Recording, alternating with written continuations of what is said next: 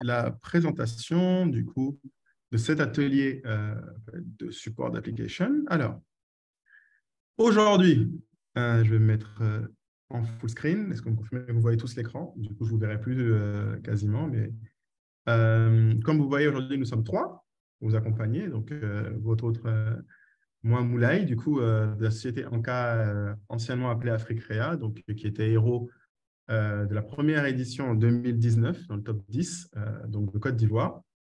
On a Diarra du Sénégal, mais qui est un peu trop américaine maintenant, donc ne parle plus trop notre français. Pas amener de problème. Ah. Et nous avons le docteur Saïd, du coup, qui, lui, était juge dans le round one de Volupus Capital. Donc, il va, du coup, à chacun à différentes étapes. Si vous avez des questions pour nous, n'hésitez pas, mettez-les dans le chat.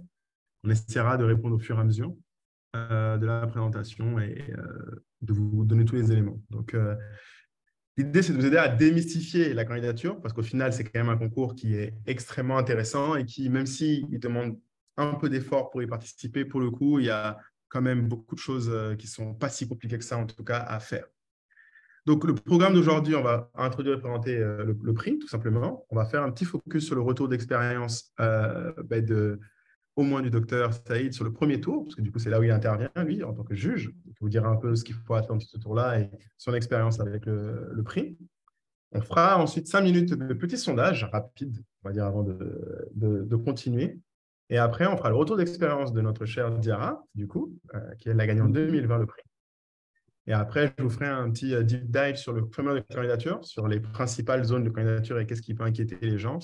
Et après, on a du temps pour des questions-réponses et des derniers conseils qu'on peut vous donner. D'accord? Si ça vous va, n'hésitez pas à le dire dans le chat, que je m'assure que vous êtes toujours là, que vous m'entendez bien et que vous voyez ce qui est affiché. Du coup, alors, on a le prix habillage, donc tout est indiqué ici. Donc, comme vous voyez, c'est pendant 3 mois que ça dure, du coup, l'appel à la candidature. On fait des sessions comme celle-ci tout autour de l'Afrique et le but, c'est d'arriver d'abord à 50 finalistes, puis à 20, puis à 10. Et si vous êtes dans ces 10, vous avez une demi-finale en personne à Kigali au Rwanda. Donc, il y a 2 grandes parties. Donc, il y a le sommet, où là, il y a tous les gens qui ont été sélectionnés comme héros. Et il y a des ateliers et pas mal de choses qu'on fait. Et après, il y a la grande finale chaque année où les 10 finalistes de l'année pitch avec du coup les personnalités emblématiques du groupe Alibaba et les partenaires. Donc, pour ma part, moi, la première année, j'ai eu la chance de pouvoir pitcher en live à Jack Ma, Joe Tsai et Ibu Kun, aussi du Nigeria. Donc, c'était super passionnant. Euh, et enfin, derrière, une fois que tout ça est fait, il y a une série de vidéos autour du show qui racontent l'histoire et le parcours de chacun. Voilà. Pour le truc qui vous intéresse et qu'il faut savoir, c'est pourquoi postuler. C'est très, très, très important, j'imagine, pour beaucoup d'entre vous. Évidemment, c'est l'un des rares concours qui vous donne de l'argent, qui vous le donne sans attache. Donc, c'est vraiment un don qui va de 100 000 jusqu'à 300 000 dollars. C'est une subvention, ce qui est extrêmement rare et très, très précieux. Pour ceux qui vont se poser la question, moi, je tiens à préciser une chose, c'est que une fois que vraiment vous avez gagné, ça vient relativement vite, l'argent. Donc, on pourra rentrer en détail si vous avez des questions plus précises à la fin. Donc, c'est quelque chose d'important aussi, parce que je sais que, en tant qu'entrepreneur, souvent, la trésorerie est un vrai sujet. Donc, si vous arrivez jusqu'au top 10, vous pouvez être plutôt rassuré sur le fait que vous verrez bien la subvention dans les mois qui suivent. Ce n'est pas quelque chose qui met un an après à venir. D'accord? Mais il n'y a pas que la subvention. Oula, alors, j'entends qu'il y a des micros qui sont ouverts. Donc, pour tous ceux qui viennent d'arriver, comme je l'ai dit, s'il vous plaît, coupez vos micros. Ça évitera de perturber les autres avec du bruit. Merci. Alors, au-delà de l'argent dans la communauté, ce que vous avez même si vous n'êtes pas dans le top 10, vous faites déjà partie d'une communauté d'entrepreneurs dynamique. Et ça, c'est très important. Une chose qu'il faut savoir, c'est que moi, par exemple, j'ai eu l'infâme honneur même d'être un jour dans des choses comme le 30 under 30 de Forbes, etc., etc. Et je fais partie de beaucoup de communautés d'entrepreneurs. Et très honnêtement, en termes de qualité, d'expérience et on va dire vraiment de relations que j'ai pu créer, le réseau ABH est de loin celui de meilleure qualité. Donc, les entrepreneurs sont extrêmement bons, très, très, très avancés dans tous les domaines en plus. Donc, du coup, vous pouvez Vraiment trouver quelqu'un qui s'y connaît dans à peu près tous les sujets, qui est passé par par quoi vous allez passer ou vous êtes passé. Donc, en termes d'apprentissage et de vitesse d'exécution, c'est ce qui existe de mieux, pour ma part, en tout cas, de toutes les expériences que j'ai faites. Et évidemment, le fait de pitcher à des légendes que j'ai évoquées est un avantage non négligeable, ne serait-ce que pour vous, l'expérience et le retour qu'ils peuvent vous donner, parce que c'est des gens pour qui le taux horaire frise les millions normalement. Donc, quand ils prennent du temps pour nous écouter et nous conseiller, ça a beaucoup de valeur. Et après, bien sûr, vous avez des commentaires et des retours inestimables tout au long de différentes personnes. Vous avez un mentorat inclus et vous avez évidemment une visibilité mondiale. Au-delà de la presse, des entrevues que vous allez faire, une chose qui est aussi importante à savoir, c'est que, par exemple, typiquement pour nous en 2019, quand on a fait ce concours, ça a été beaucoup plus simple après et quasiment immédiat de lever des fonds. Parce qu'il y a eu beaucoup plus d'attention sur nous, d'investisseurs et d'autres personnes. Donc, si c'est quelque chose qui vous intéresse, c'est définitivement le tremplin qui peut accélérer une levée de fonds. D'accord? J'espère que ça répond déjà au principal sujet. Donc, maintenant, je vais passer la parole du coup au docteur Saïd qui va vous parler du premier tour parce qu'en fait, une fois que vous faites l'application, le premier tour arrive et c'est le premier grand moment où vous rencontrez des juges comme le docteur qui va vous dire un peu plus sur comment ça se passe. Docteur, c'est à vous. Merci bien. Je vous laisse contrôler les slides. Par contre, moi, je suis d'abord très content de participer à cet atelier et à cette session 2023. African Business Heroes, pour moi, c'est quelque chose de très important que je suis depuis la première session. L'année dernière, c'était assez intéressant de voir le nombre d'entreprises, d'entrepreneurs, d'idées et vraiment de créativité sur le territoire africain. Je suis marocain établi en Europe depuis longtemps, avec des travail aux États-Unis, etc. Mais je suis attentivement le mouvement des startups en Afrique et on a même des programmes pour l'Afrique à partir du mois de juin. L'idée de suivre à partir d'aujourd'hui cette sélection au processus de sélection des 50 héros, des top 20, des top 10, très intéressant. Je l'observe pas seulement en tant qu'expert au niveau de tout ce qui est investissement international et intelligence des affaires. Avec ma société marocaine, bien sûr, je suis très proche du territoire du continent africain que je n'arrête pas à promouvoir au niveau européen et américain. Et aujourd'hui, la joie est très intéressante et partagée avec toutes les personnes qui ont gagné avant, ceux qui vont participer. Et on est là, pas seulement pour juger qui va gagner ou qui va participer, mais trier ce qui est intéressant pour l'Afrique, ce qui est aussi important et inspirant pour les jeunes entrepreneurs, les jeunes créateurs au niveau de l'Afrique. Le prix, bien sûr, c'est toujours quelque chose de très intéressant et venant d'une fondation de prestige avec une attention sociale et de développement, je ne peux que vraiment appuyer. Et je serai à l'écoute pas seulement durant la sélection, mais aussi durant tout ce qui est mentoring après, pour guider, pour aussi ouvrir les voies aux startups anciennes ou à venir. Et encore, merci beaucoup pour cette opportunité et de faciliter les talents de notre continent africain. Je suis vraiment très content pour ça.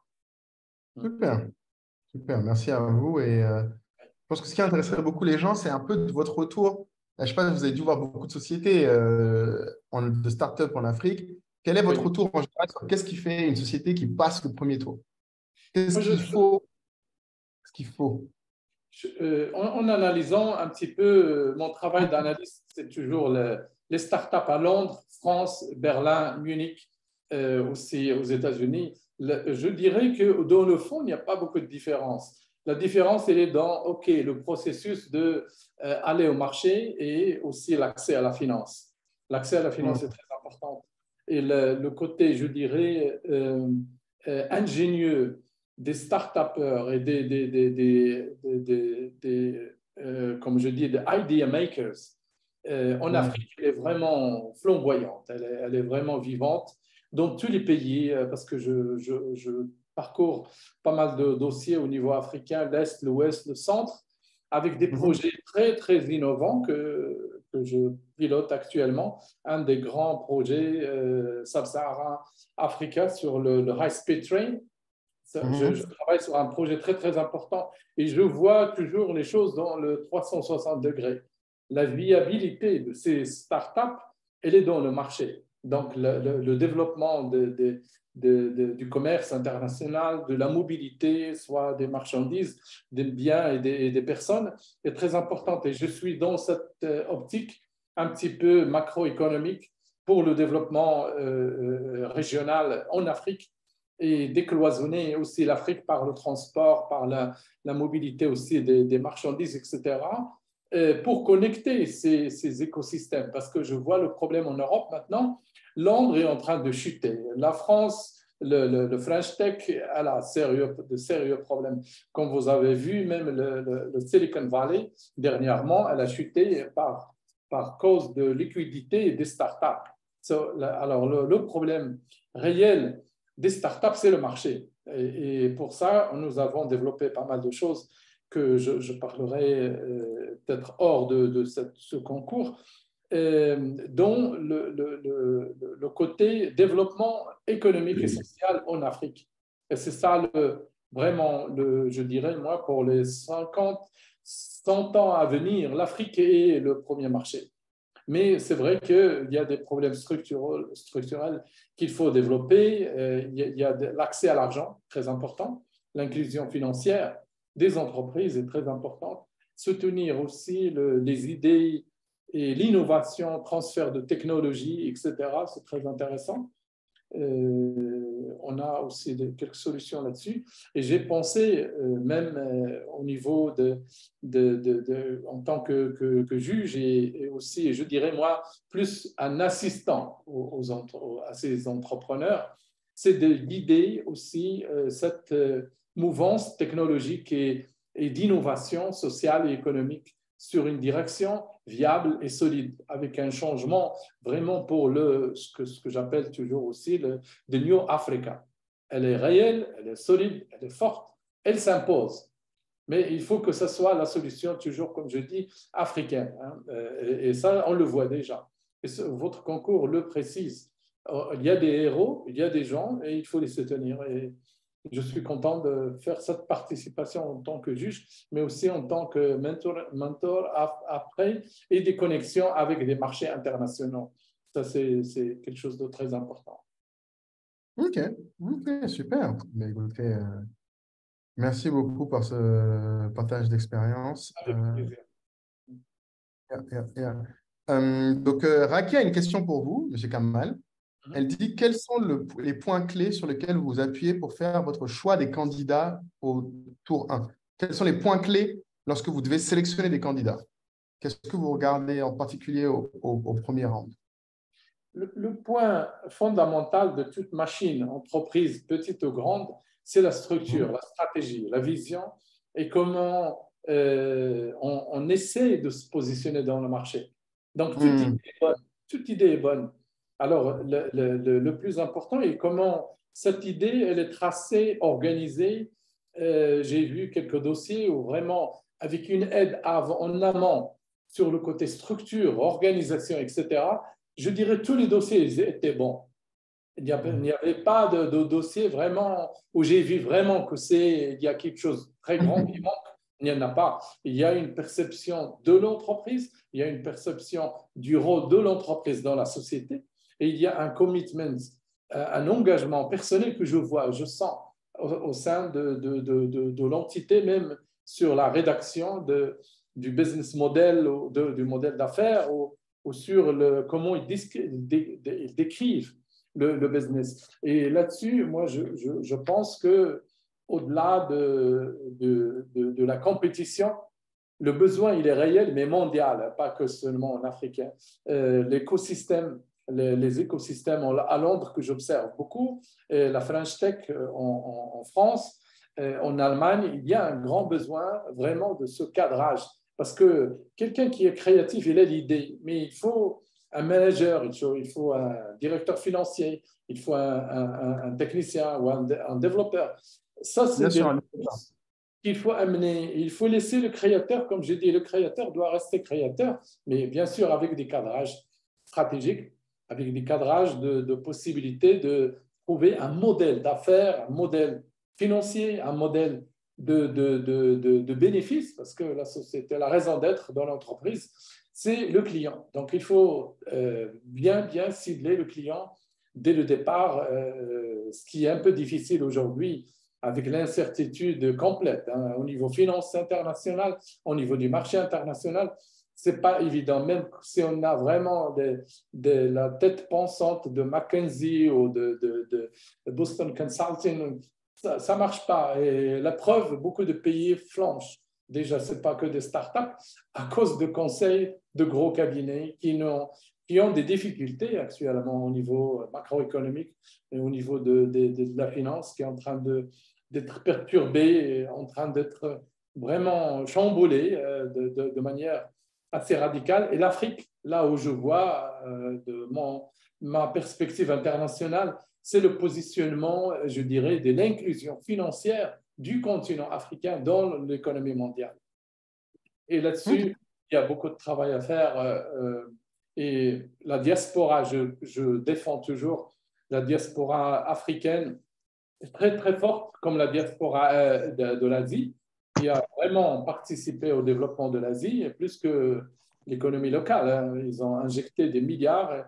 Je donne juste un petit exemple. Le Maroc injecte, la communauté marocaine injecte à peu près 8 milliards d'euros par an dans l'économie nationale, par aide, par développement pour la famille, etc.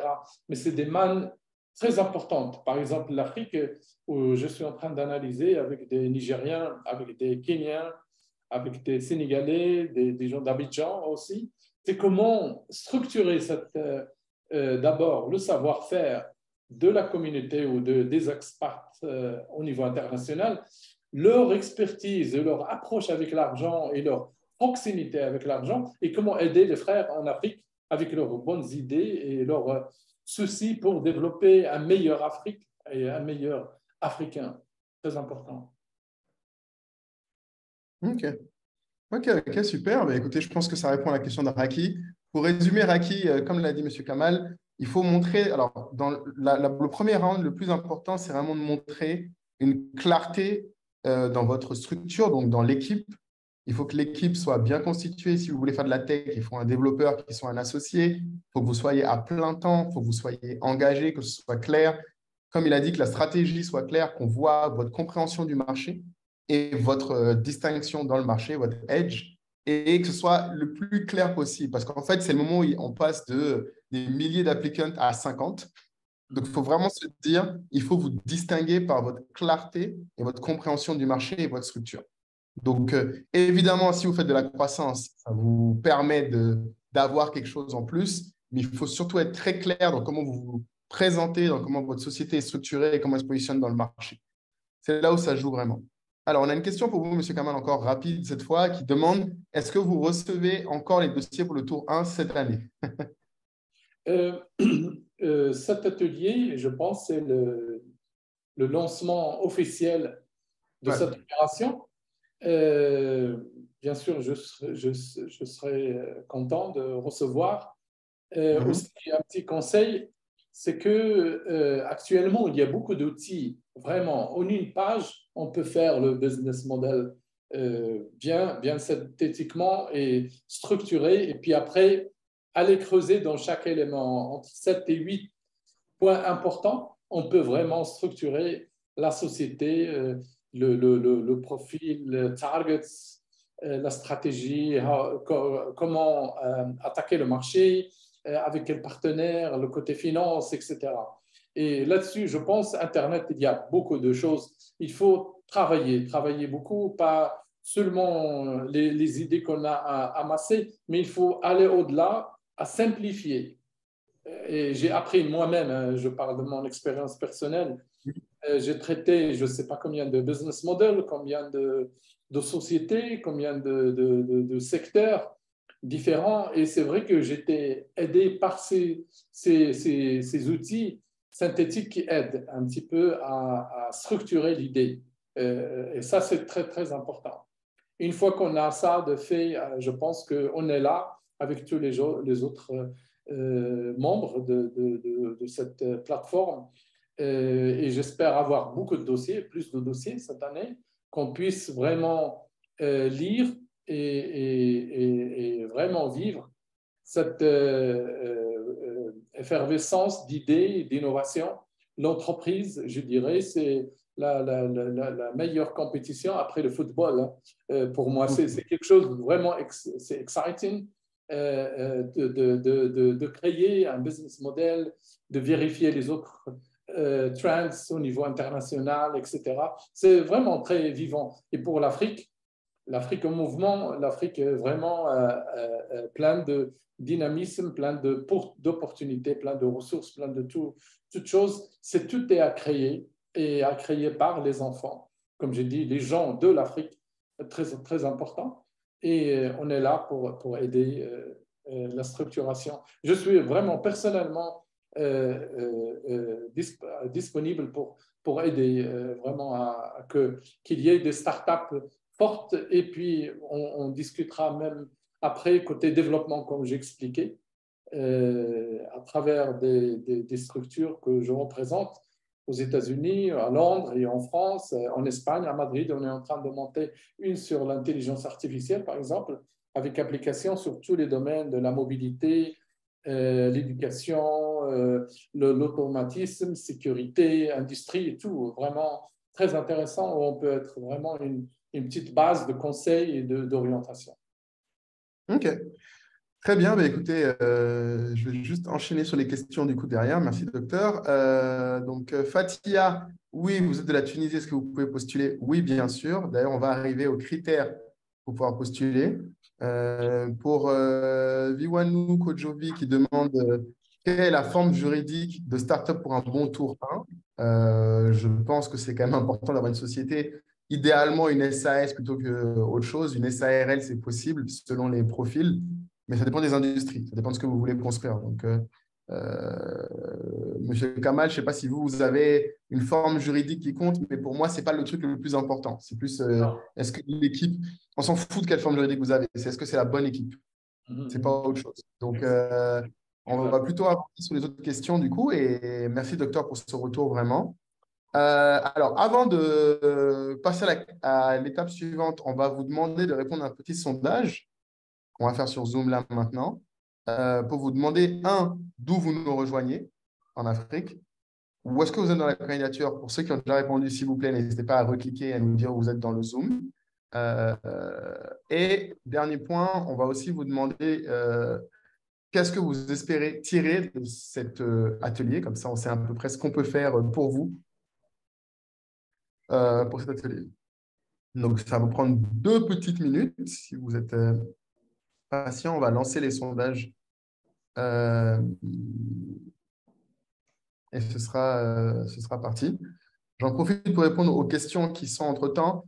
Question d'Aïssa Toufal sur le référé, donc la personne que vous demandez pour vous recommander. Alors, la réponse là-dessus, c'est que dès que vous mentionnez la personne, vous rentrez son email et ses infos, il recevra la demande de recommandation et ce sera avant même que votre demande soit complète. Donc, en fait, c'est une des premières choses qu'il faut que vous fassiez, c'est de lancer vos demandes de recommandation dès que vous commencez votre application. Comme ça, quand c'est fait, vous pouvez clôturer l'application tranquillement. Mais il faut le faire dès que possible. Donc, on aura besoin de lui au moment où vous envoyez son contact pour envoyer simplement. On a déjà répondu sur les éléments clés. Alors, pour ceux qui disent qu'ils ont des problèmes à soumettre leur dossier de candidature, je vois Blaise Deguay qui le dit. Ça, c'est assez simple. Vous avez un email pour contacter l'African Business Hero. Ils répondent vraiment. Donc, n'hésitez pas à l'écrire si vous avez un sujet. Moi, je crois que j'avais un problème. J'avais appuyé de mon mémoire en 2019. La première fois, j'avais appuyé envoyer alors que je n'avais pas fini. Et je leur ai écrit et ils m'ont redébloqué. Donc, vraiment, si vous avez un autre problème, écrivez-leur. À la fin de la présentation, on va vous envoyer cette présentation, vous l'aurez. et il y a dedans le email sur lequel est contacté. D'accord? Donc, vraiment, vous inquiétez pas. Vous avez encore du temps. Raison de plus, d'ailleurs, pour laquelle un conseil que je peux vous donner, commencez le plus tôt possible. Même si, alors vous verrez quand on va faire le formulaire étape par étape, un conseil que moi je donne toujours, c'est ah, tu as déjà postulé Babacar Camara, mais ta candidature n'a pas été retenue. Est-ce que tu peux postuler encore? Ça, c'est une bonne question, Babacar. De mon expérience, oui, tu peux repostuler. Mais la question, c'est qu'est-ce que tu n'as pas eu la première fois que tu as maintenant? Est-ce qu'à l'époque, tu n'avais pas de croissance, maintenant tu as de la croissance? Est-ce qu'à l'époque, tu avais la mauvaise équipe, maintenant tu as une autre équipe?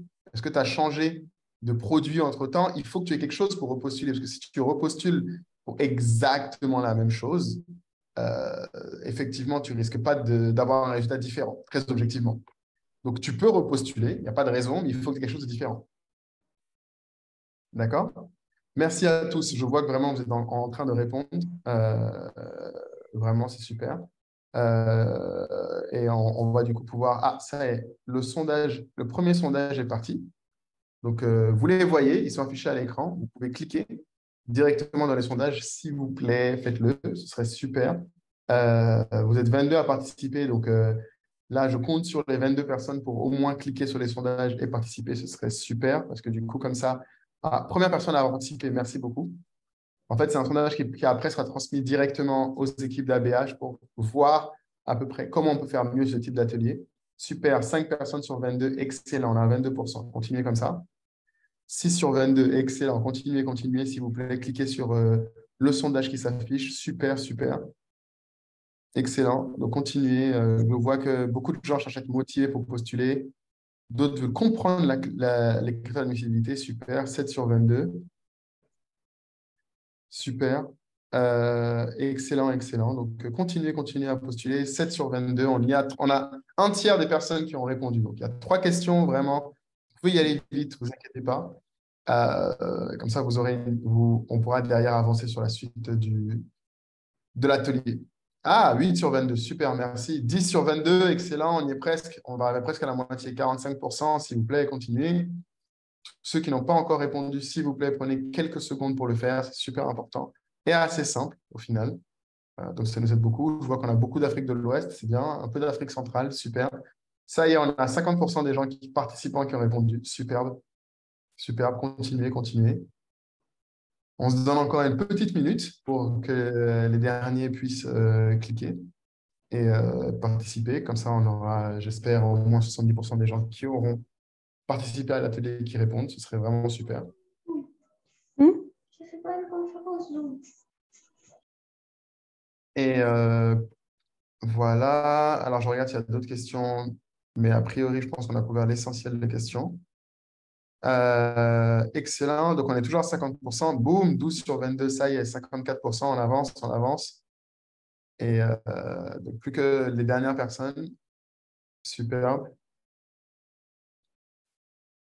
OK. Écoutez, j'en profite pour avancer. Et en parallèle, les dernières personnes qui doivent répondre, on va commencer à avoir le retour d'expérience de notre chère Diara. Diara, tu es encore là?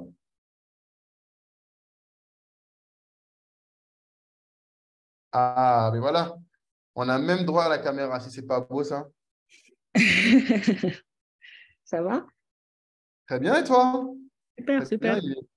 Où es-tu dans le monde, là? Tu es encore aux États-Unis? Il est tôt chez toi, c'est ça? Je suis à San Francisco, il est 11h40. Ah, ben ça va, ça va, ça va. On aurait pu faire pire. Ben, Yeah. écoute, Diara, si tu peux te présenter rapidement, parce que je pense que ton parcours peut intéresser pas mal de monde. Je vois qu'on a beaucoup de gens d'Afrique de l'Ouest, donc tu es l'une des rares héros de l'Afrique de l'Ouest comme moi. Donc, je t'en prie, présenter rapidement ton parcours, qu'ils sachent un peu qui tu es, avant la BH et après, parce qu'il y a eu de l'évolution depuis. Oui, donc en fait, donc je m'appelle Diara Bousso, je suis la fondatrice de Diara Blue et spécifiquement, j'évolue dans le fashion technology. Et Diara Blue à la base, donc je vais parler de un peu Diara Blue avant Africa Business Hero et Diara Blue après. Avant ABH, je gérais ma startup, mais j'étais aussi enseignante. Donc, mon background était en mathématiques et en finance. J'étais enseignante en mathématiques dans la Silicon Valley et je gérais ma société à côté. mais ce n'était pas du tout facile en termes de financement, en termes d'équipe, d'organisation et tout ça. J'ai postulé pour ABH et je me rappelle, durant mon application, je fatiguais beaucoup Moulay. Il aide tout le monde. J'avais 50 000 questions. Je ne sais pas si on avait eu un atelier comme celui-là, mais j'ai participé à tous les Zooms et je le bombardais sur WhatsApp, 50 000 questions. J'étais assez intimidée par l'application au début parce que c'était vraiment beaucoup de questions et je n'étais pas sûre. Je ne pensais vraiment pas être à la hauteur. J'étais vraiment, comme les Américains disent, le imposter syndrome. Je me disais, mais ça, ce n'est pas pour les gens comme moi, c'est pour des gens beaucoup plus avancés, beaucoup plus intelligents. Donc, je vais vraiment... je postulais. Et beaucoup plus intelligent. Je postulais juste pour postuler, mais dans ma tête, je ne pensais pas que, voilà, je pensais pas que ça allait aboutir. Et donc, ça, c'est une bonne leçon de croire en vous. Et ça, vous ne perdez rien à postuler, en fait. Donc, l'essentiel, c'est de postuler, mais de postuler bien. Même si j'étais sûre à 99% que ça n'allait pas aboutir, je me suis quand même donné à 100% dans l'application, que ce soit tous les documents demandés, tous les chiffres, être vraiment, tout ce que tu mets comme chiffre, être sûr que tu as toutes les informations pour, si on te demande des preuves, et que tu ne peux pas juste créer des chiffres au hasard, avoir une logique dans le travail, expliquer vraiment la mission de la société. Je pense que Africa Business Hero est très focalisé mission. C'est-à-dire, on n'est pas juste là pour créer des business pour gagner de l'argent, mais sur le côté impact. Et ça devait être vraiment clair dans l'application. Donc, je me suis donné à fond dans l'application. Et quand ils ont fait le premier lot, c'était les top, je pense, les top 40 ou les top 50. J'étais vraiment choquée quand ils m'ont envoyé un mail parce que dans ma tête, je me disais, mais ils ont fait une erreur. Parce que pour moi, c'était des gens avec des doctorats en chimie qui créent des solutions de je ne sais quoi pour sauver tout l'univers de toutes les maladies du monde. Genre, pour moi, je me disais, je suis dans la mode, c'est pas sérieux, peut-être que les gens ne me prendront pas au sérieux. Donc, j'étais vraiment intimidée. Et par la grâce de Dieu, on a été sélectionné pour le premier groupe. Le pitching, c'est-à-dire la présentation que tu fais pour introduire ta société et tout, j'étais moins intimidée parce que dès que j'ai été sélectionnée, je me suis dit, s'il croit en moi, ça veut dire que j'ai quelque chose à offrir. Donc maintenant, je vais avoir un peu plus de confiance. Donc avec chaque niveau, je gagnais de plus en plus en confiance, mais aussi, il ne faut pas hésiter à demander de l'aide. Donc, que ce soit les mentors, des gens que vous admirez dans le travail que vous faites, par exemple dans la mode. J'ai demandé à mes mentors ici aux US de m'aider un peu, des gens qui étaient dans la mode ou qui étaient des conseillers dans le business, etc., pour m'aider à faire les documents dont on avait besoin. Il y avait des projections financières à faire et les critères que je devais faire pour que les projections soient réalistes et tout ça. Donc, il fallait vraiment que je demande de l'aide. Et je n'ai pas hésité à taper à toutes les portes. Donc, c'est un autre conseil que je donne. Et demander de l'aide aux bonnes personnes. Parce qu'il y a certaines personnes que vous allez fatiguer pour rien et peut-être qu'ils n'ont pas le talent ou la connaissance pour vous aider. Par exemple, si vous êtes dans la santé, il ne faut pas venir me demander de l'aide parce que moi, je ne connais absolument rien. Mais demandez à quelqu'un qui est dans votre industrie, qui est disponible, qui a même s'il n'a pas fait ABH, qui a une vision et un peu d'avance sur vous en expérience, qui pourrait vous donner des conseils. Et tous les conseils sont bons. Je pense que quand tu peux avoir quelqu'un qui a plus d'expérience, vous parler de son business, de son industrie, de ses chiffres, quelqu'un qui est ouvert et disponible. Donc, j'ai eu de l'aide. J'ai avancé au deuxième round. Quand on m'a encore appelé et que je suis passée à l'étape Déjà, je vais t'arrêter là parce que les gens s'inquiètent déjà de passer au premier round. C'est là où ça fait peur à beaucoup de gens. Donc, toi, ça ressemblait à quoi ton entretien du premier round? Qu'est-ce que tu te souviens de l'entretien? Est-ce que tu te souviens du stress avant? Comment tu t'es préparé? Comment ça s'est passé? Est-ce que tu te souviens du premier round? Je me souviens, j'étais très stressée. Je m'étais préparée en termes de, pour moi, je devais maîtriser à 1000% ce que j'ai proposé comme information. Je me suis dit, ces gens-là sont posés dans mon business, ils ont bien lu les détails, ils ont lu les chiffres, ils vont me demander beaucoup de questions pour ce que je leur ai dit. Et la pire des choses qui pourrait arriver, c'est qu'on te pose une question sur ton business et que tu ne peux pas répondre.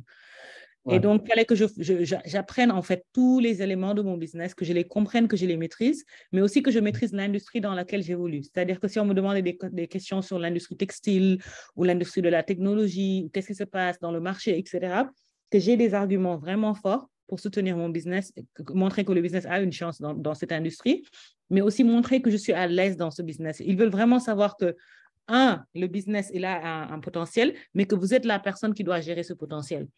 Et donc, fallait que je lisais un commentaire. Donc, fallait que je gagne la confiance de me voir comme un vrai CEO. Et avant ABS, je ne me voyais pas comme un CEO. Je faisais tout le travail du CEO, mais je me voyais comme ah, c'est un projet à côté, je ne suis pas encore au niveau. Pour moi, un CEO, c'est la personne avec un grand bureau, avec le costume, et tout ça, je n'étais pas là, donc je ne me prenais pas trop au sérieux.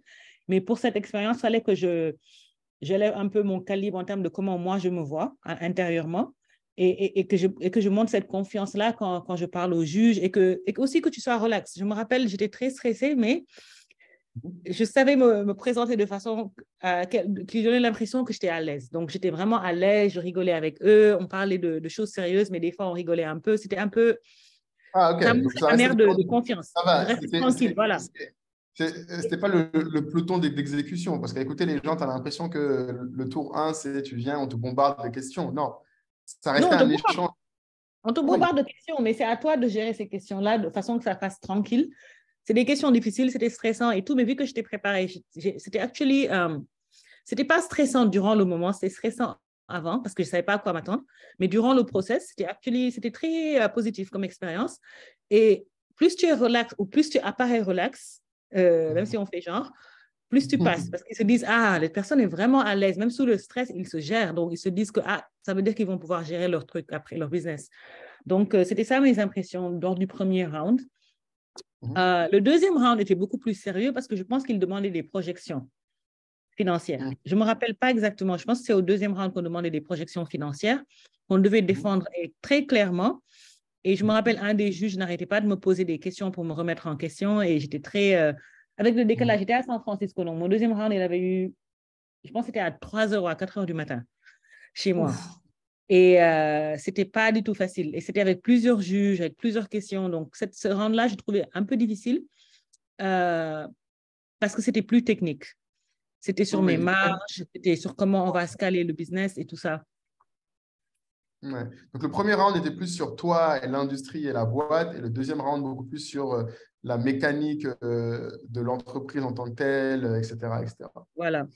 Et le deuxième round, il voulait vraiment être sûr à 100% que tu comprends ton industrie, que tu comprends tes chiffres.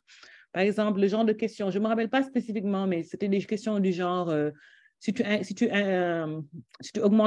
baissais tes coûts par X%, quel impact ça aurait eu?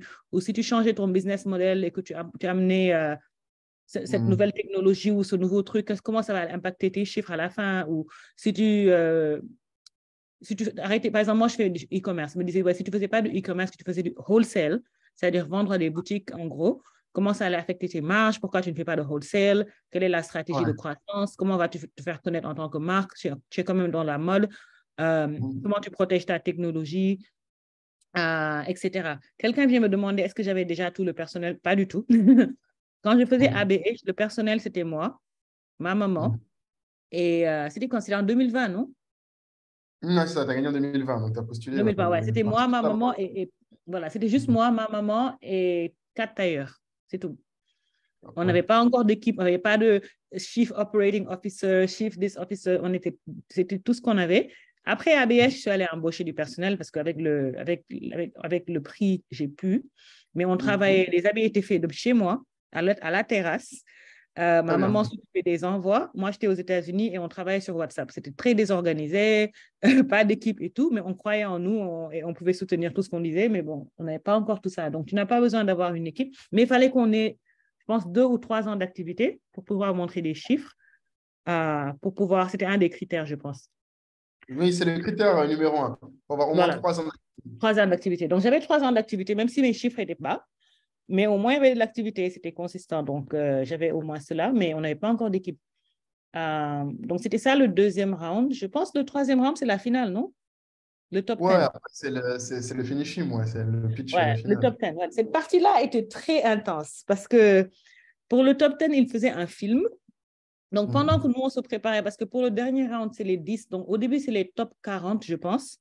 Donc, sur 22 000 applicants, 50. Ouais, 50-20. Voilà, donc d'abord, au début, 50-20-10, voilà. Donc, au début, en fait, ils prennent, durant l'année où j'ai postulé, il y avait 22 000 applicants. Donc, d'abord, ils ont pris les top 50 de ces 22 000. Ensuite, des 50, ils coupent pour aller à 20. Et ensuite, de 20, on va à 10. Et si tu es dans les top 10, tu es garanti d'avoir de l'argent, n'est-ce pas? Oui, exactement. Parce qu'on se partage le prix. Donc, quand tu es dans le top 10, tu sais déjà que tu vas gagner quelque chose. Au minimum, tu vas gagner 100 000 $. Exactement. C'est déjà bien. Tu as déjà… Déjà bien, voilà. Tu te dis, minimum, je vais avoir 60 millions. maximum, tu vas avoir 180 millions. Donc, c'était une question de combien de millions je veux en plus. Mais c'était, tu avais déjà garanti. Donc, quand ils m'ont dit que j'étais dans le top 10, j'ai prié sur tout ce que je pouvais. J'étais tellement choquée, j'ai pleuré dans tous les... Je n'y croyais pas, franchement. Et ça faisait quand même 8 ou 10 ans que je travaillais sur mon business. J'ai tout fait toute seule depuis le début. Je n'ai jamais eu de prêt, je n'ai jamais eu de subvention. Et avoir eu cette nouvelle, et c'était en vidéo parce que c'était durant le Covid, donc c'était un appel sur Zoom et on l'a annoncé. Et mes parents étaient dans le Zoom aussi, vu qu'ils étaient au Sénégal, j'étais là. C'était un moment très émotionnel. On pleurait tous, on priait. C'était vraiment, vraiment, vraiment, alhamdoulilah. Et après ça, c'était un film. Donc, ils envoyaient des équipes de caméras, de films, etc. chez toi, à l'époque, vu que c'était Covid, pour créer le film des top 10. Ouais. Et il y avait des compétitions en direct. Donc, c'était plus genre, c'était comme de la télé-réalité. Là, on parlait plus de... C'était moins stressant en termes de business et plus stressant en termes de... Tu es maintenant en télé-réalité. Je ne sais pas s'ils font toujours ça maintenant, mais on avait des challenges. Par exemple, un des challenges, c'était... Tu te réveilles le matin, tu reçois un mail et tu dois essayer de avoir le plus de mentions de ton business sur l'Internet sans poster toi-même. Ouais. Sans poster toi-même, sans toucher ton téléphone, sans toucher les réseaux sociaux. Donc, c'était genre, comment tu peux utiliser les réseaux sociaux sans toi-même poster et créer le plus de bruit possible. Et c'était pour les 10 pays concernés, les 10 finalistes concernés dans leurs pays respectifs. Certains sont allés imprimer des affiches et aller dans les marchés les distribuer. Certains sont allés parler aux radios. Certains sont allés à la télé. Chacun a fait ce qu'il pouvait. Et j'ai gagné ce challenge, je me rappelle, étant en Californie, parce que j'ai contacté mes amis qui étaient très actifs sur les réseaux et ils ont posté pour moi. Et on a créé un challenge où les gens pouvaient reposter pour avoir des points en plus, machin, je sais pas quoi. Elle est très loin et on a été...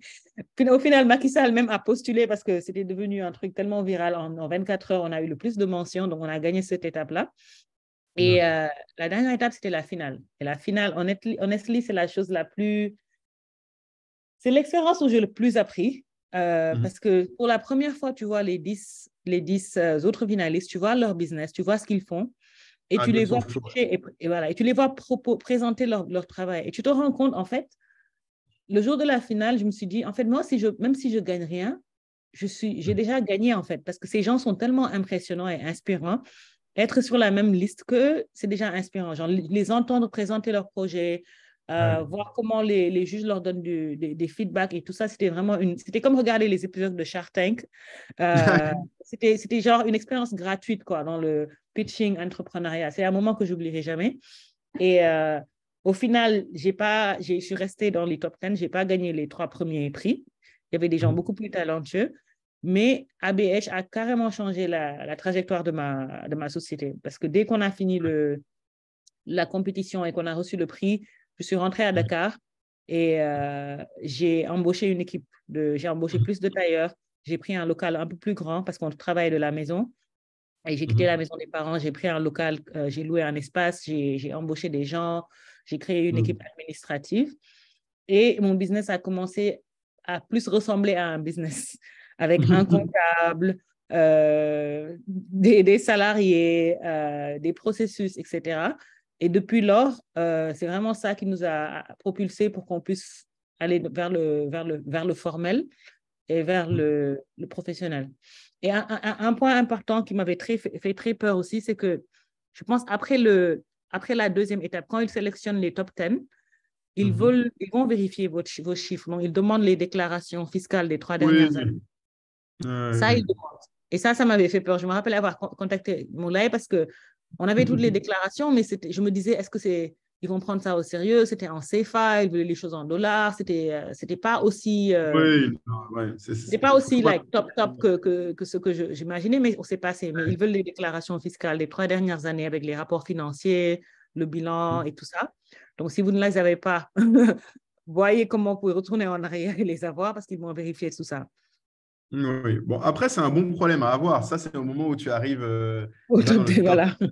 Oui, mais s'ils se rendent compte que tu ne les as pas, ils peuvent t'éliminer. Donc, c'est un peu difficile. C'est clair. Mais bon, je présume que quelqu'un qui a survécu jusque-là a quand même fait les choses bien. J'espère, en tout cas. C'est vrai. Mais bon, donc, c'est le résumé de mon expérience. Et le conseil que je peux donner à tout le monde, c'est vraiment, ça ne coûte rien de postuler. tout ce que vous allez perdre, c'est les quelques heures que vous avez passées à faire l'application. Donc, allez-y, on ne sait jamais. Et puis, à chaque étape, tu en apprends plus. Même si tu fais le top 50 et peut-être tu ne vas pas y arriver au top 20, dans le top 50, tu te fais déjà un réseau de personnes tellement talentueuses que tu te fais des amis et des contacts qui pourront t'aider après. Donc, c'est vraiment... c'est une bonne expérience. Dans tous les cas, tu ne perds pas. Tu ne perds pas parce que même le processus de faire l'application, même si tu n'as pas encore au niveau d'appliquer, je me rappelle à l'époque, il y avait quelqu'un qui me disait qu'il n'était pas encore au niveau, il n'avait pas toutes les informations et tout, mais c'est le processus de l'application qui lui a permis de se rendre compte de cela. Donc, au moins, tu te rends compte de ce qui te manque et ce que tu peux faire mieux, et puis tu reviens l'année prochaine. Ouais, et c'est très important. C'est très important. Il faut, un truc qu'il faut dire, effectivement, et c'est pour ça qu'après, je vais passer un peu de temps sur le process d'application, c'est qu'en fait, le process d'application en lui-même va vous aider à vous structurer. Si vous n'avez pas des réponses aux questions, c'est le moment de les chercher. Si vous n'avez pas, comme a dit Diarra, vous n'avez pas la réponse, vous ne savez pas qu'est-ce que vous pouvez répondre là, demandez. Et normalement, si vous faites le process bien, ou vous en sortirez un meilleur entrepreneur, vous pouvez gagner quelque chose. Mais dans tous les cas, le process devra bien structurer parce que clairement, c'est l'une des meilleures application process que moi j'ai vues. C'est comparable à Y Combinator et même mieux. Ah oui, super. Ouais.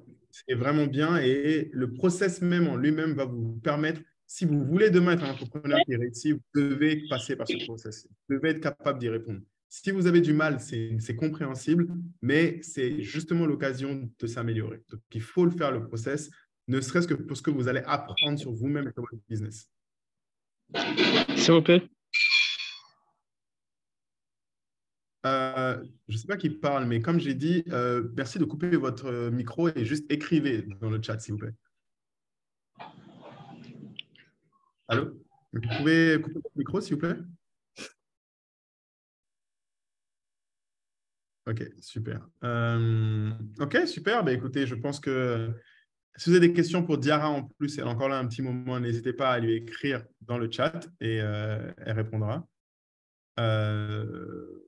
Et pour tous ceux qui veulent discuter, comme j'ai dit, ne levez pas la main, ne faites pas des choses comme ça. Juste écrivez dans le chat ce que vous avez à dire. Comme ça, on peut répondre à tout le monde, être sûr qu'on n'oublie personne sans être interrompu et couper le truc.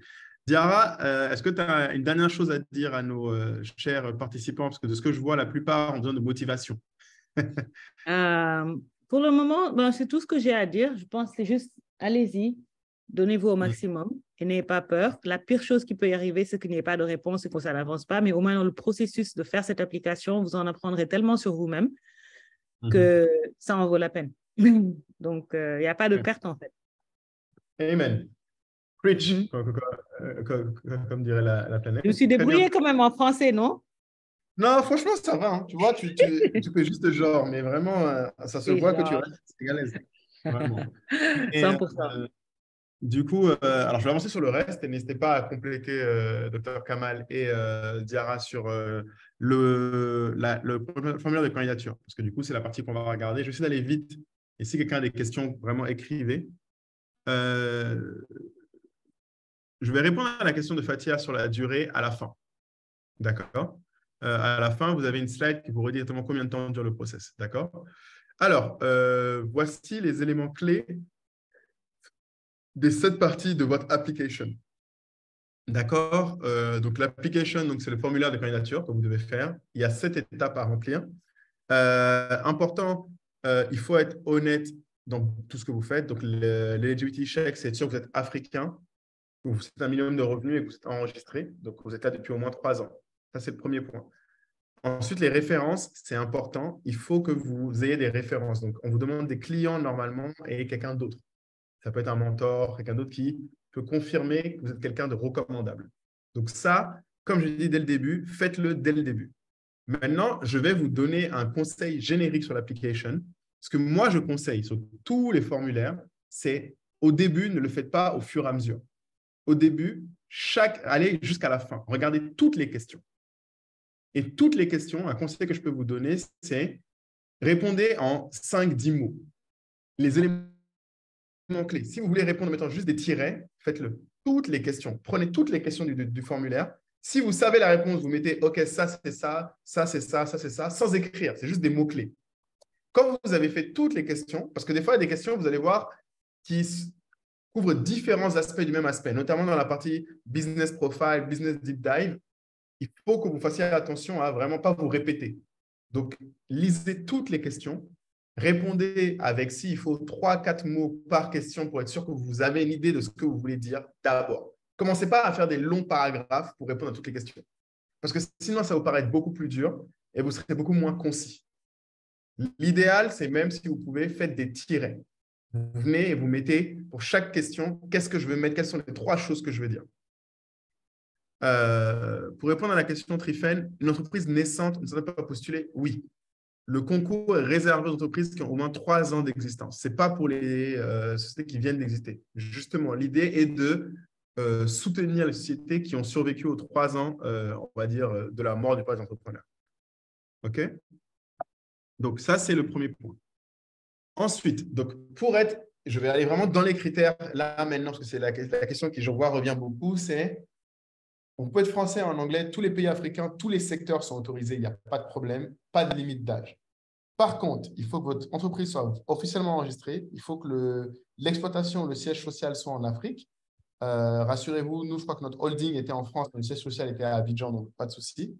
Il faut que les fondateurs ou fondateurs soient africains ou d'ascendance africaine et il faut que vous ayez au moins 3 ans de revenus. Donc ça, c'est les critères indémodables. Si vous n'avez pas ça, votre application ne passera pas.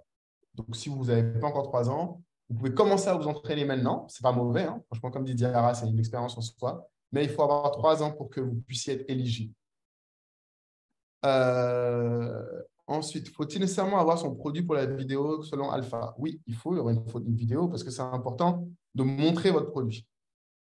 Ensuite, ménagez-vous. Vous n'avez pas besoin de remplir la demande d'un seul coup. Exactement. Donc, ça, c'est un point important. Moi, ce que je recommande, encore une fois, prenez toutes les questions dès le début et ne mettez que des tirets et des points. Normalement, vous faites ça en maximum 30 minutes. Vous prenez toutes les questions et vous dites, OK, ça, je dirais ça, ça, je dirais ça, ça, je dirais ça en 3-4 mots. Et du coup, vous verrez aussi les choses qu'on vous demande comme les vidéos, les choses comme ça. Vous pouvez dès maintenant commencer à vous faire un planning. Parce qu'il y a des choses qui mettront plus de temps à faire comme les vidéos, le référal, qu'il faut commencer tôt. Et des choses qui sont moins lourdes comme répondre à des questions simplement. OK? N'hésitez pas, si vous êtes coincé, à utiliser le chat en direct ou à écrire. Et donc, c'est l'adresse que je mentionnais tout à l'heure, abh.ignat.e@askeventures.com. OK? Donc, ça, c'est si vous avez besoin d'aide, vous avez un souci, comme évoqué au-dessus, pour quelqu'un qui disait que son application n'avait pas à la soumettre, par exemple, vous pouvez faire ça. D'accord? La date finale, c'est le 12 mai à 23h59 GMT. Donc, il vous reste encore un bon mois. Donc, si vous commencez maintenant, vous êtes bien. Honnêtement, l'application en elle-même, on va dire qu'à remplir, si vous le faites, ça peut faire en 2 fois 2 heures, 2 fois 3 heures. Ce n'est pas hyper long. Par contre, prenez le temps de vraiment, dès le début, je vous conseille encore une fois, regarder toutes les questions. Et maintenant, on va toutes les regarder ensemble pour essayer d'aller plus vite. La référence, c'est important. Il faut que ce soit ni vous ni quelqu'un de votre famille. Il faut que ce soit quelqu'un qui a une certaine crédibilité. Donc, conseiller, mentor, partenaire ou collègue. D'accord? Nous, on avait pris nos investisseurs, par exemple. Vous pouvez prendre quelqu'un d'autre, un mentor ou un conseiller ou un partenaire avec qui vous travaillez, un fournisseur, etc. Quelqu'un qui peut témoigner de votre fiabilité. Et rassurez-les, ce n'est pas compliqué. Souvent, ce que moi, je conseille, même si vous avez du mal, écrivez-leur avant qu'est-ce qu'ils vont dire. Un truc qui est important, des fois, les gens ne savent juste pas quoi dire. Donc, si vous voulez leur simplifier la vie, moi, j'avais même écrit pour chacun d'entre eux, je leur ai dit, voilà les points que je pense que tu peux dire sur notre expérience de travail ensemble. Et eux, après, ils vont changer et dire ce qu'ils, eux, pensent. Mais le fait qu'ils aient quelque chose rend la chose beaucoup plus simple. Si vous demandez à votre partenaire de dire ce qu'il pense de vous, il va être un peu stressé. Si vous lui dites, écoute, est-ce que je n'ai pas été quelqu'un qui t'a toujours payé en temps et en heure, avec qui tu as vu ton business grandir? Oui, ben écoute, dis-leur, juste dis ça. Et après, chacun le dira avec ses mots et à sa manière.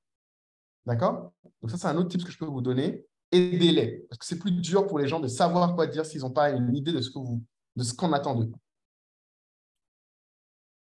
Un business hero, comme l'a dit Diarra, c'est quelqu'un de passionné. Mission, très important. Le but de l'application et donc de la candidature, c'est vraiment de montrer pourquoi et quel changement vous créez. Donc ça, c'est assez straightforward. Je ne vais pas l'évoquer plus longuement. Prenez votre temps. Ça, c'est important. Là, vous avez un mois. Donc, si vous dites tous les jours, je fais une question, vous avez fini dans 2 semaines. Vous êtes pas mal. Donc, vraiment, prenez le temps et profitez-en. Un sujet très important, et surtout chez mes collègues francophones. Attention, soyez concis. C'est-à-dire qu'une candidature, pas parce qu'il y a 1000 mots à mettre qu'il faut remplir 1000 mots.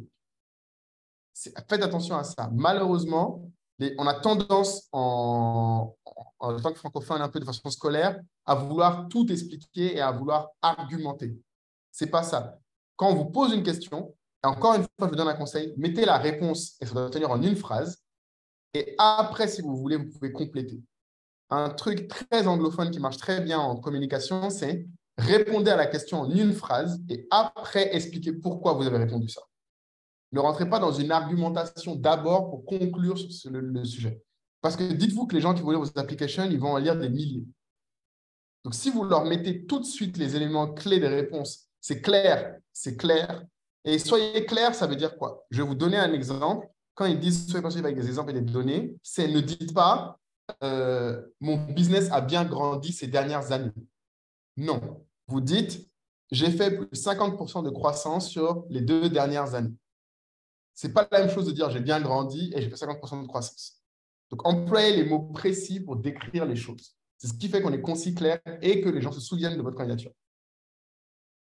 Et évidemment, qu'est-ce qui vous a motivé à devenir entrepreneur? Il faut une histoire personnelle. Quelque chose qui est propre à vous, parce que comme l'a dit Diara, ils vont essayer d'évaluer à quel point vous êtes l'entrepreneur pour ce business-là. OK? Décrivez une réalisation, un échec.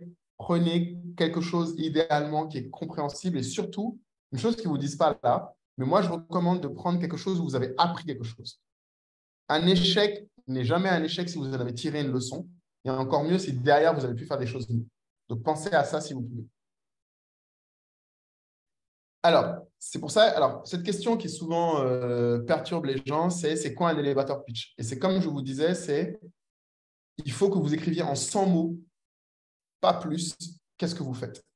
Donc, en général, prenez quelque chose qui est simple à comprendre, donc qui est quelque chose que les gens connaissent.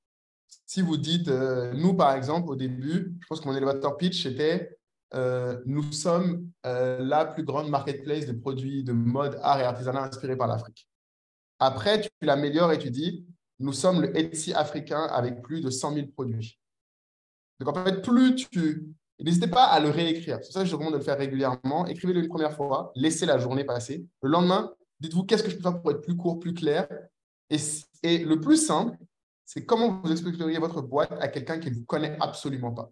Comment, en une phrase, vous pouvez faire comprendre à un enfant qu'est-ce qu'est votre boîte. Comment, en une phrase, vous pouvez faire comprendre à une grand-mère quelle est votre boîte. C'est ça un elevator pitch. C'est qu'est-ce qui, pour n'importe qui ne connaît rien à votre business, permet de comprendre ce que vous faites. Ensuite, pareil sur les problèmes, il faut des données. Ne venez pas juste dire « Ah, mes clients, leur vie est difficile ». Non. Dites « Mes clients, ça leur prend 4 heures sur une journée de 8 à faire ça. Mes clients, ils payent des milliers d'euros pour faire ça. Mes clients perdent tant de francs CFA tous les mois parce qu'ils n'arrivent pas à faire ça. » Exactement. Et quand vous l'expliquez en quoi c'est la solution, idéalement, il faut aussi comparer avec la concurrence. Pourquoi, quand les gens passent par vous, c'est mieux que ce qu'il y a dehors? Market, bon, ça, je pense, c'est assez self-explanatory. Il faut des statistiques précises. Votre client, c'est qui? Il faut dire quel âge il a, quel âge elle a, quel est son chemin critique, ses tendances, qu'est-ce que vous savez que les autres personnes ne savent pas sur eux, etc., etc. C'est ça l'idée clairement de décrire le marché et l'estimer. Alors, comment grandir et grossir? Bon, ça, en général, tout le monde a des idées géniales. Je pense que le plus important, qui n'est pas très bien fait souvent, encore une fois, c'est très clair. Ne faites pas des phrases à rallonge. Ne faites pas des… J'ai remarqué beaucoup dans ce passage, quand je regarde des applications de beaucoup de gens, dites-vous une phrase, c'est un sujet complément verbe. Quand vous commencez à avoir 4 verbes, 3 sujets qui se chevauchent avec des virgules, etc., c'est plus une phrase. Chaque phrase doit correspondre à un message. Donc, essayez, quand vous faites ça, encore une fois, c'est une méthode peut-être un peu barbare, mais faites d'abord des bullet points. Le plan, par exemple, marketing peut être par étapes. Première étape, le premier mois, je fais ça. Dans 3 mois, je fais ça. Dans 6 mois, je fais ça. Dans 1 an, je fais ça. Et quand vous avez fait ça comme ça, après, à rédiger, c'est beaucoup plus clair que si vous essayez de le faire en disant « Ah, je ferai ça, puis je ferai ça, et puis plus tard, je ferai ça. » Je réponds à la question qui est posée par Issatou, c'est si vous avez oublié de mettre la photo de votre produit, je l'ai soumis. Encore une fois, écrivez à l'adresse email qui avait dans la présentation initialement, abh.ignat@askeventures. Retrouvez cette adresse et écrivez-leur en leur disant « Ah, désolé, j'ai soumis trop tôt. » Moi, ça m'était arrivé aussi et ils vont vous débloquer l'application, ils vont vous la remettre pour que vous puissiez la compléter. Donc, écrivez-leur juste par email, ne vous inquiétez pas. Issatou, ce n'est pas un problème. Unique selling point, pareil, il faut décrire le process avec précision. Donc, je ne vais pas rentrer trop en détail là-dessus. Les modèles. Donc, ça, c'est là où Diarra avait évoqué la nécessité de bien comprendre votre modèle. Donc, est-ce que vous faites de la commission, de l'abonnement, de la publicité, de l'horaire? Il faut expliquer pourquoi c'est plus intéressant pour le client et pourquoi pour vous, c'est rentable. C'est les 2 points importants, il ne faut pas se tromper. Être très clair là-dessus. Dans les messages clés, il faut aussi clairement, oui, parler de comparer à la compétition, comment vous vous positionnez. C'est important. Donc, ça, c'est la partie qui est importante aussi. Bon, connaître vos chiffres et les remplir assez simplement. Mais il faut… Idéalement, c'est là où vous devez voir de la croissance, au moins passer et après dans le futur. Si votre croissance est trop grosse dans le futur, ça ne paraît pas raisonnable. Mais moi, ce que je vous recommande, c'est vraiment partir du passé. Et à partir de là, vous pouvez, en fonction des plans que vous avez mis, avoir une projection raisonnable. Si vous n'avez jamais fait de la croissance x3, x4, ne faites pas ça dans votre plan. Si vous avez fait régulièrement du x2, vous pouvez dire « je peux encore faire x2 », mais dites-vous, plus c'est gros, plus c'est dur de faire x2 aussi. Donc, soyez conscient des contraintes de ce que vous présentez. Sur ça, c'est la même chose, je pense. Comment vous ferez croître? C'est pareil. Alors, sur ça, typiquement, c'est une question, les gens me demandaient c'est quoi la différence entre la stratégie et le plan de croissance. Ça peut arriver que ça paraisse similaire, mais en fait, non.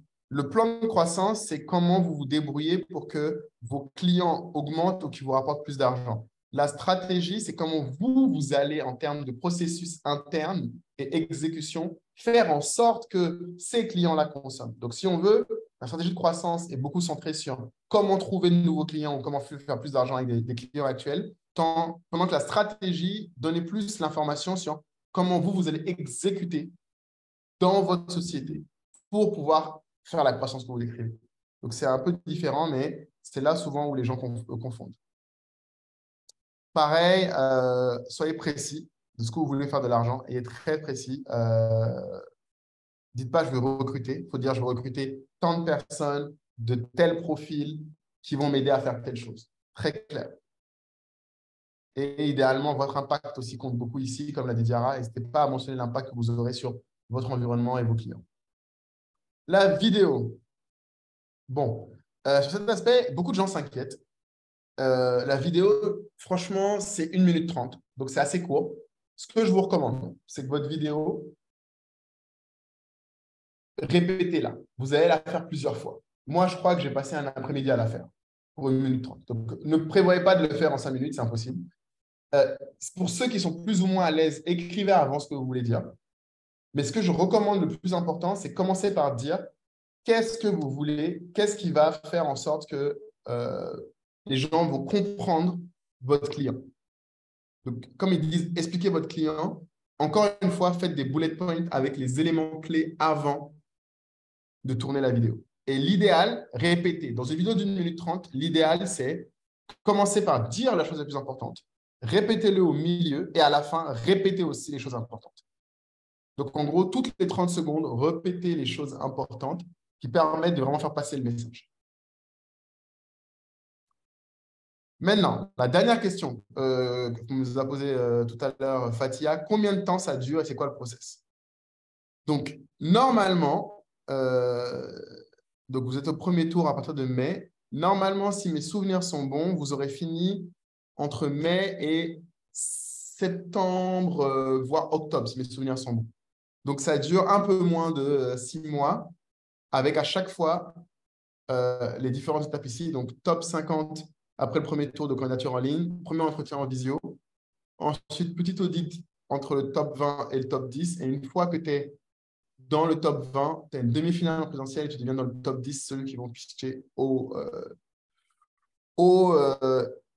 avec d'autres héros et pouvoir avoir. Donc, au top 10, vous avez déjà gagné au moins 100 000.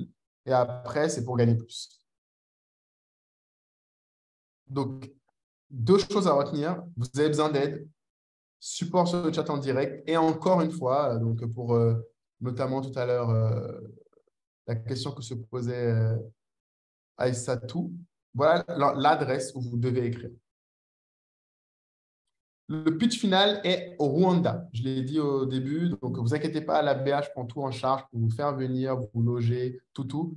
Comme l'a dit Diarra, quand vous arrivez à ce moment-là, c'est que du bénéfice. C'est une expérience incroyable. Vous allez être accompagné de bout en bout, en vidéo, avec d'autres super entrepreneurs, donc ne vous inquiétez pas. Le plus important, très honnêtement, c'est passer le top, arriver dans le top 50 et après, arriver au top 20. Donc, vous allez aller physiquement, donc vous prendre un billet d'avion pour aller au Rwanda, à Kigali. Participer aux outils de soutien des applications, ben voilà, il y en a un prochain le 5 avril, donc c'était la semaine dernière. Et donc là, celui-là est l'un des derniers, je pense, que vous aurez, mais n'hésitez pas si vous avez des questions à les poser parce que pour le coup, ils aident vraiment. Moi, dans mon cas, j'ai pu utiliser pas mal de fois leur email pour demander de l'aide. Voilà. Écoutez, je pense qu'on a fini. Si vous avez des questions, c'est le moment, parce qu'on a clairement atteint le temps prévu. N'hésitez pas à les mettre dans le chat. On va attendre 5 petites minutes pour être sûr que vous avez le temps de poser vos questions, mais on aura normalement couvert tout. Des questions? N'hésitez pas, écrivez dans le chat qu'on puisse vous répondre. N'hésitez pas si c'est pour le Dr Kamal, si c'est pour Diarra ou pour moi. N'hésitez pas à les poser maintenant. C'est le moment.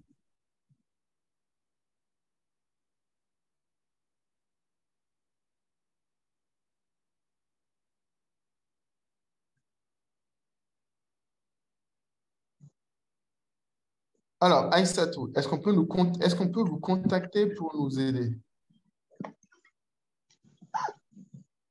Moi, pour ma part, je n'aurais pas énormément de temps, très honnêtement, parce que pour le coup, revoir une application, un format de candidature, c'est très, très long. Je ne suis pas sûr que moi, je pourrais personnellement.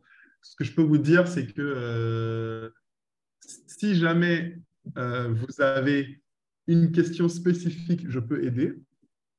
N'hésitez pas à m'écrire sur LinkedIn. LinkedIn est assez facile à trouver, Moulay Tabouret. Mais sur le reste, je ne pourrais pas revoir tout votre formulaire de candidature, très honnêtement. S'il y a une question précise, je peux aider. Je ne sais pas pour Diarra ou Dr Kamal, je vais vous laisser répondre si vous avez du temps pour aider directement les gens. Oui, donc je pense que c'est une bonne réponse, Moulay. L'application, elle est très longue. Et si on a cette opportunité-là et que tout le monde nous contacte pour relire les applications, ça devient vraiment un travail à plein temps, en plus de nos business à gérer. Donc, pour moi, ce ne serait pas possible. Par contre, similairement à ce que William Moulay dit, si vous avez une question spécifique, et ça, je le recommande pour toutes sortes d'aides que vous demanderez dans votre réseau, etc., soyez très spécifique. J'ai reçu des mails du genre des questions très vagues qui sont très, très difficiles à répondre. Ouais. Et rappelez-vous que toutes les personnes dont vous aimeriez de l'aide sont normalement des personnes très occupées. C'est pour ça que vous voulez leur aide, parce que normalement, ils ont de l'expérience, ils sont occupés.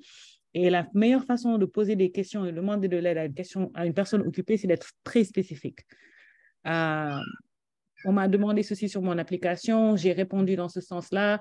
Auriez-vous des recommandations spécifiques sur le taux d'amélioration de ce terme-là que j'ai utilisé? Donc, très direct, très spécifique. Si c'est vague, je préfère être honnête avec vous dès maintenant. Si on m'envoie des mails avec des questions vagues, je ne pourrais pas répondre. Je ne réponds pas, ouais, c'est ça. Personnellement, je reçois 200 à 300 mails par jour entre mon travail et toutes mes autres choses. Donc, c'est très, très difficile de répondre à des mails. Et je vous encourage vraiment de penser à ça quand vous contactez les gens, parce que c'est une application très longue. J'ai eu personne pour revoir toute mon application de A à Z parce que personne n'avait ce temps à m'accorder. J'ai eu des questions spécifiques dans le côté financier où je devais voir avec un mentor en termes de projection, je pense, qu'est-ce qui était raisonnable.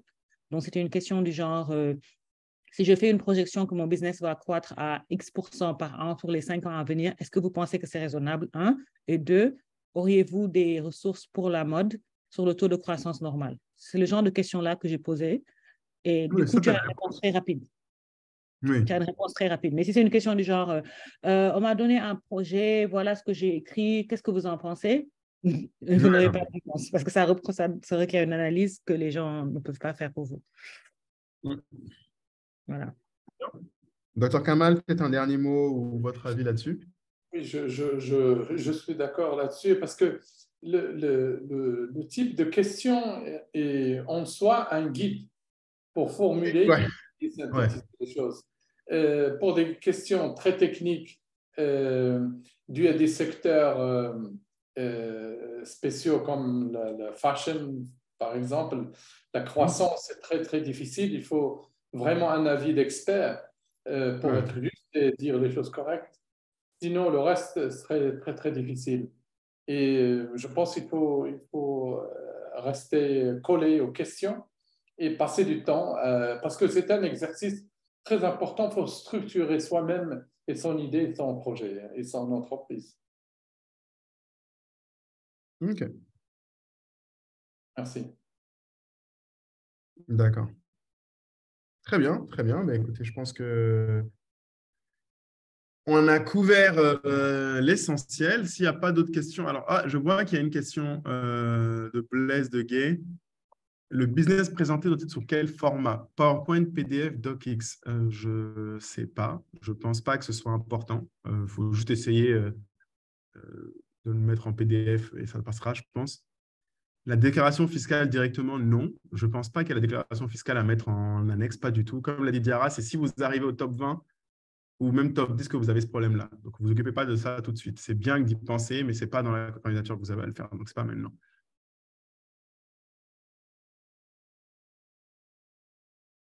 Très bien. D'autres questions?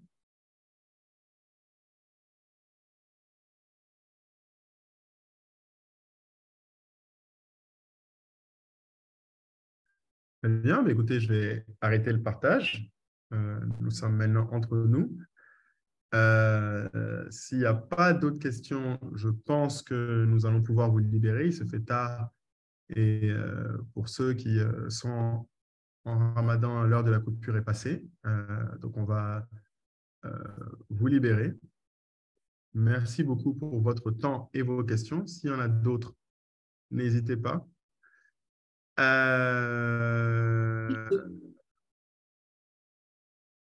Après, oui, alors, vous aviez une question qui est intéressante. L'enregistrement vous sera envoyé par mail demain. Et Fatia demande s'il y a une autre séance. Donc, je pense que… Oui, le 26 avril et le 10 mai, des séances francophones. Voilà. Parfait. Je pense que vous avez tout. Parfait. Ben, écoutez, je pense qu'on a tout couvert de notre côté.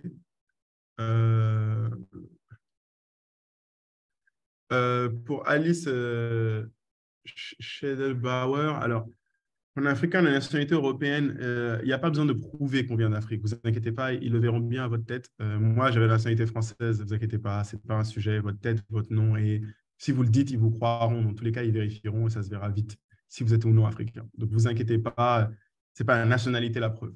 Je n'avais pas la nationalité ivoirienne quand je l'ai fait, pourtant j'étais en Côte d'Ivoire et j'ai postulé avec. Donc, ce n'est pas un grand problème. Voilà, ne vous inquiétez pas pour ça, Alice. Très bien. Mais écoutez, je vois que beaucoup de merci et j'espère que ça a été utile pour vous. Un plaisir pour nous. Diarra et Dr Kamal, je vous dis au revoir, à bientôt. Et puis, écoutez, merci encore pour cette fin de journée riche en partage. Et, merci beaucoup. Et j'espère que par le baraka du Ramadan, que toutes vos applications vont bien aboutir. Et amin. Donc, voilà, tout le meilleur. Au revoir. Bah, écoutez, au revoir à tous. All right, au revoir. Au revoir, au revoir. Au revoir et merci beaucoup.